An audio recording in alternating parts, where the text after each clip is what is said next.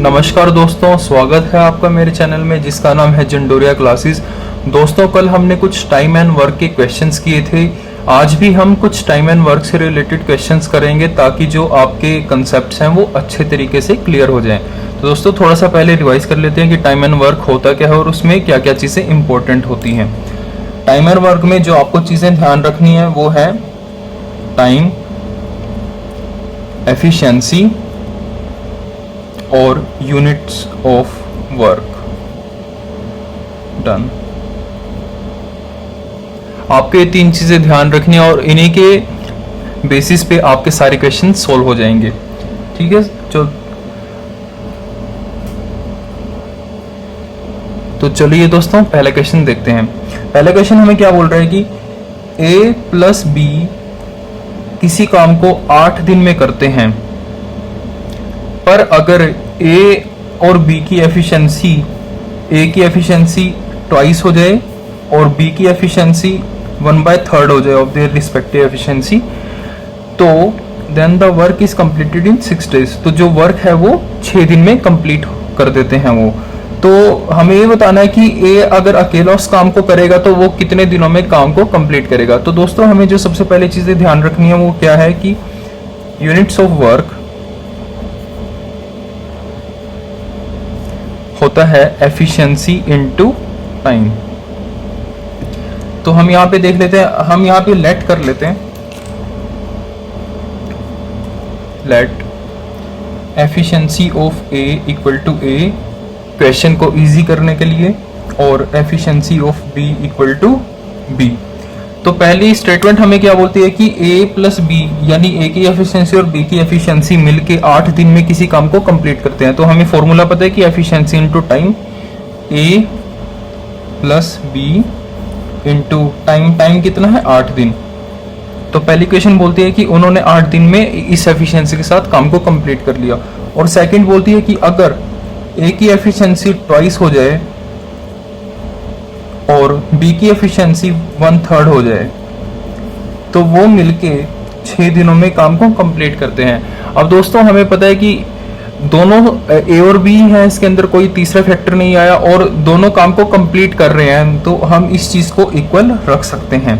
तो इसमें क्या आ जाएगा? 8A plus 8B equal to 12A plus 2B। तो B को इधर लीजिए, 6B equal to 12A minus 8A 4A। तो A बाई बी कितना आ जाएगा हमारे पास? 3/2। यानी A अब हमारे पास एफिशिएंसी का इनका रेशो आ गया कि A अगर 3 यूनिट वर्क करता है तो B उतने टाइम में 2 यूनिट्स वर्क करता है। ठीक है, तो आप किसी भी एक इक्वेशन में डाल दीजिए पुट, तो आपको टोटल यूनिट्स ऑफ वर्क मिल जाएगा। चाहे इसमें डाल दीजिए चाहे इसमें, मैं इसके अंदर डाल देता हूँ। A हो गया 2, A3 प्लस B2 इंटू 8, तो ये कितना हो गया? 8 5 40 यूनिट्स ऑफ वर्क। डन। अब A की एफिशिएंसी हमें बताना है कि A कितने देर में अकेला काम को खत्म करेगा। तो A की एफिशिएंसी कितनी थी? 3। तो हम क्या कर देंगे? Total units of work by efficiency of A, total work units by efficiency of A. तो इतने दिनों में वो काम को खत्म कर लेगा। ठीक है, आई होप आपको समझ में आ गया होगा। बहुत इजी है, सिर्फ आपको ये चीज ध्यान में रखनी है। नेक्स्ट क्वेश्चन देखते हैं। इसमें क्या बोल रहा है कि A started a work and left working 4 days। A किसी काम को स्टार्ट करता है और 4 दिन के बाद उसे छोड़ के चला जाता है। Be finished the remaining work in next 18 days। तो जितना काम बचा बी ने उसको 18 दिन के अंदर कंप्लीट किया। अगर ए उस काम को 6 दिन करता तो बी को वो काम खत्म करने में सिर्फ 12 दिन लगते। तो पहले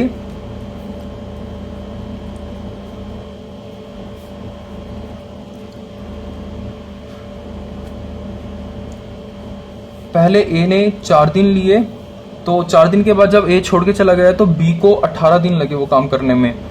और अगर ए 6 दिन उस काम को करता तो बी को वो काम करने में सिर्फ 12 दिन लगते।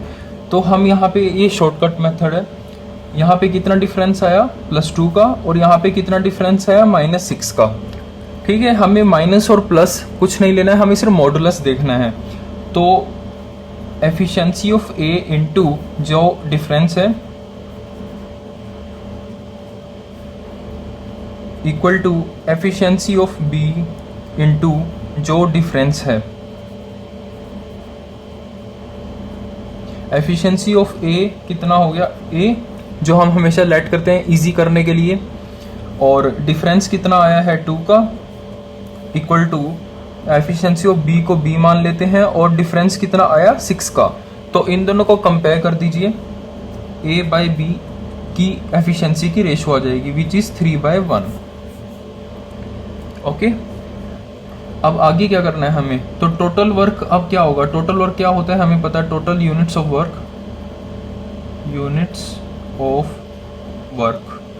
टोटल यूनिट्स ऑफ वर्क क्या होगा, efficiency of A into time plus efficiency of B into time. Efficiency of A कितना आ गया 3, और टाइम कितना, ए किसी भी एक में पुट कर दीजिए, मैं पहले वाला ले लेता हूं तो 4। एफिशिएंसी ऑफ बी कितना आया 1, और टाइम कितना 18। तो total units of work done कितना हो जाएगा 12 + 18 30 units of work done. Okay,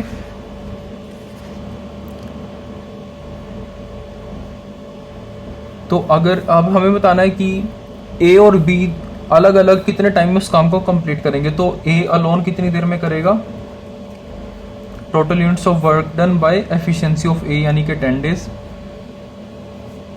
और बी उस काम को कितनी देर में करेगा, बी अलोन कितनी देर में करेगा, total units of work done by efficiency of 1 यानी कि 30 डेज। ये तो हो गया शॉर्ट मेथड। अब मैं आपको बताता हूं स्टैंडर्ड मेथड, जो स्टैंडर्ड मेथड हम सब यूज करते हैं, ताकि अगर कभी भी आप इस मेथड को भूल जाओ तो आप स्टैंडर्ड मेथड के साथ उसे सॉल्व कर पाओ। हमें पता है कि एफिशिएंसी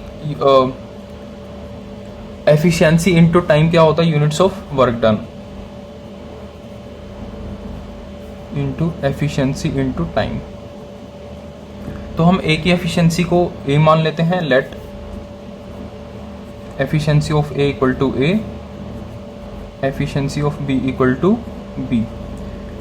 तो अब इसके अंदर क्या बोलता है कि ए एफिशिएंसी के साथ 4 दिन वर्क किया, और बी ने अपनी बी एफिशिएंसी के साथ 18 दिन वर्क किया, पर total units of work done क्या है, सेम रहेगा। जो वर्क है वर्क तो सेम रहा है, चाहे उसने 4 दिन करके इसने 18 दिन में कंप्लीट किया, या उसने 6 दिन करके बी ने 12 दिन में कंप्लीट किया, पर टोटल जो वर्क है, टोटल वर्क डन क्या सेम रहेगा, तो हम इसको इक्वल रख सकते हैं। तो सेकंड इक्वेशन हमें क्या बोलती है, efficiency of A equal to into 6 plus efficiency of B into 12। तो हम अब इसको कंपेयर कर लेते हैं, 4a plus 18b equal to 6a plus 12b। b को इधर ले जाइए, 6b इक्वल टू a को इधर ले जाइए, 6a माइनस 4a 2a। तो यहाँ से हमारे पास एफिशिएंसी का रेशियो क्या आ जाएगा, a/b इक्वल टू 3/1। ये होगा स्टैंडर्ड मेथड, जो एफिशिएंसी इनटू टाइम वाला हम करते हैं हमेशा से, स्टैंडर्ड मेथड। और इसके बाद तो आपको पता ही है कि ए अलोन का टाइम क्या आएगा, total work done. Total work done हमने अभी नहीं निकाला, हम निकाल लेते हैं। टोटल वर्क डन कितना होगा, इसमें पुट कर दीजिए 3 इंटू 4 प्लस बी की एफिशिएंसी 1, बी की वैल्यू आई है 1 into 18 that is 30 units of work done. तो ए अलोन कितना होगा, total units of work done by efficiency of A यानी कि 10 डेज, और बी अलोन कितना होगा, total units of work done by efficiency of B equal to 30 days.